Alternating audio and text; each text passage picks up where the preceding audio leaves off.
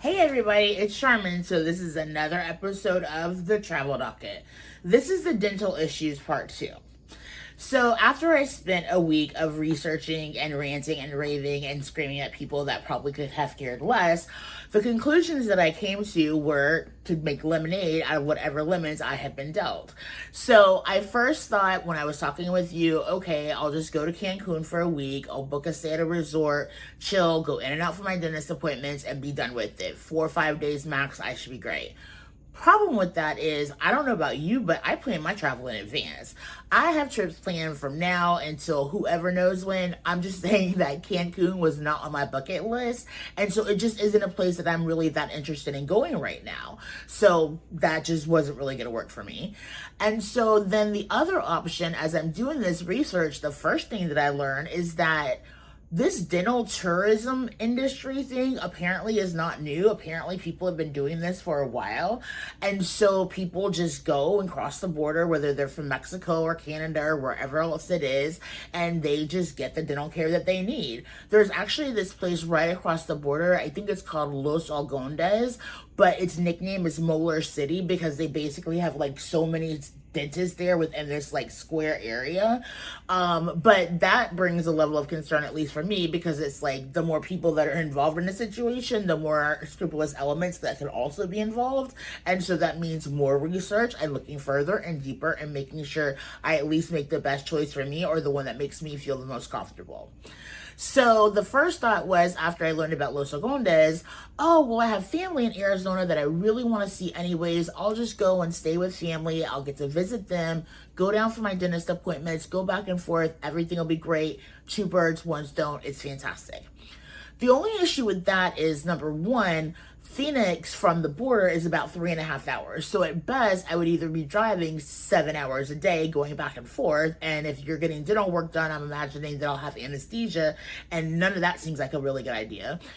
Or the alternative is I see them for a day, maybe a day and a half, drive down to Yuma, stay down there, get the dental work done, come back, maybe get to see them for another day and a half, and then go back to where I live. But I actually want to visit my family because I actually love them, right? So that didn't seem like the best option either.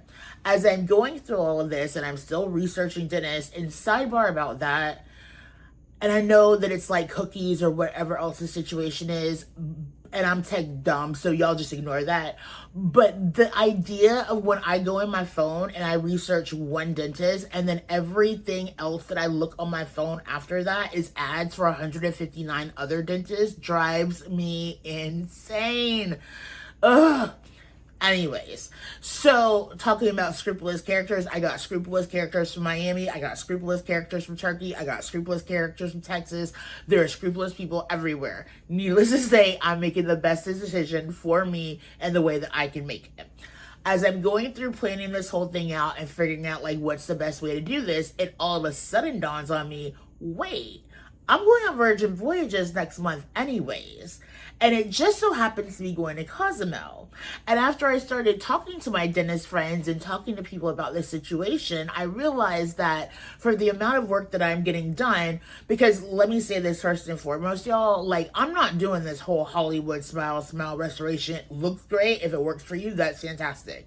Right now, my number one concern is just handling the things that need to be taken care of. They just need to be taken care of quickly. So, you know, it's funny, when I actually first called the dentist, like the first couple of ones I called, no joke, the first question was, how many teeth that you have left? And it just threw me a bit because I've never been asked that before. But then also I was like, wait, what?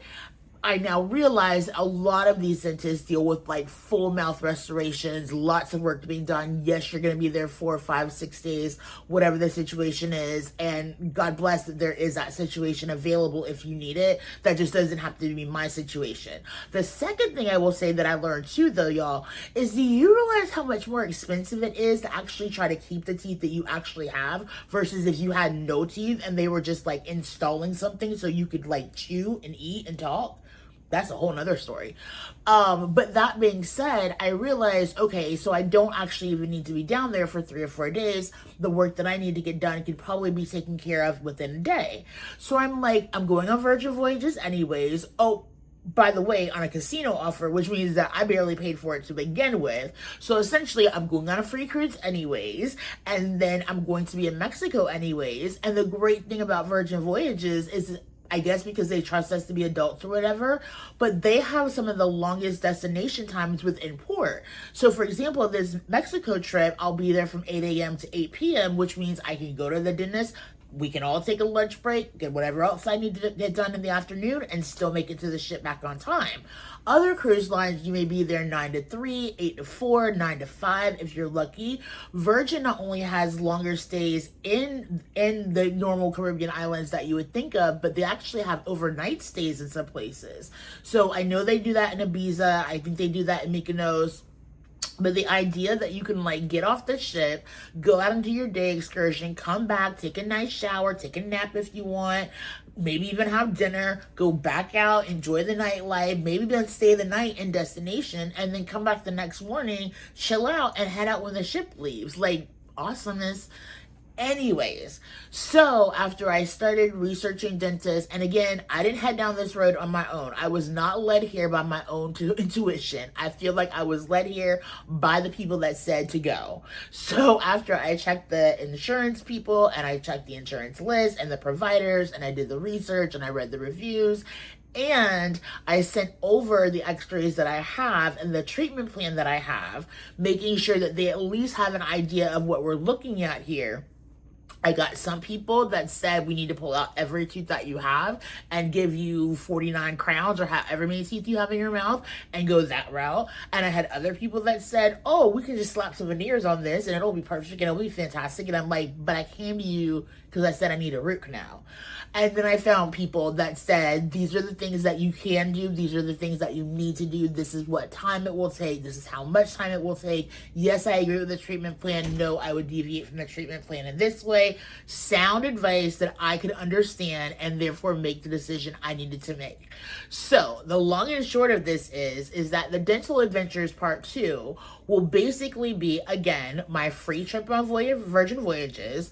The only bad part so far is that I am going to miss out on going to Paradise Beach because I love Paradise Beach. If you've never been, it's an all-inclusive resort club that you get to stay at. You get a pass off like resortpass.com, and it's all inclusive. So all your drinks are included, all your food's included, waiter service. It's fantastic. There's also like Mr. Sancho's. There's a new one that I can't quite remember the name of, but I've heard sort of mixed reviews. So I'll come back and let you know if I ever do visit that one. And then there is the aspect that like I am going to probably like ruin part of my vacation. Here's why I'm okay with that. Number one, again, I need this done.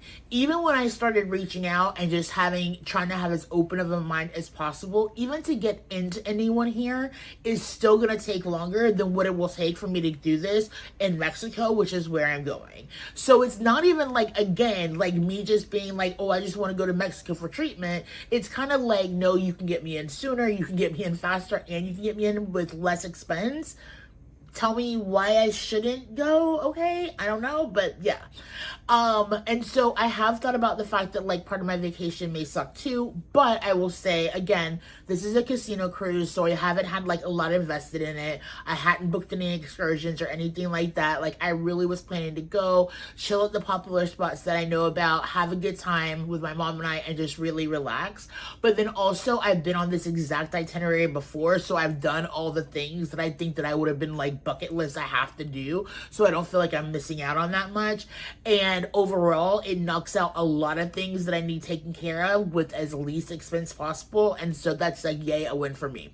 So that's in part why I'm going to make this journey. And therefore, I am going to get my work done as I go on my cruise vacation. Hope everything works out. I'll take you with me and just make sure that you follow up. Talk to you later. Bye.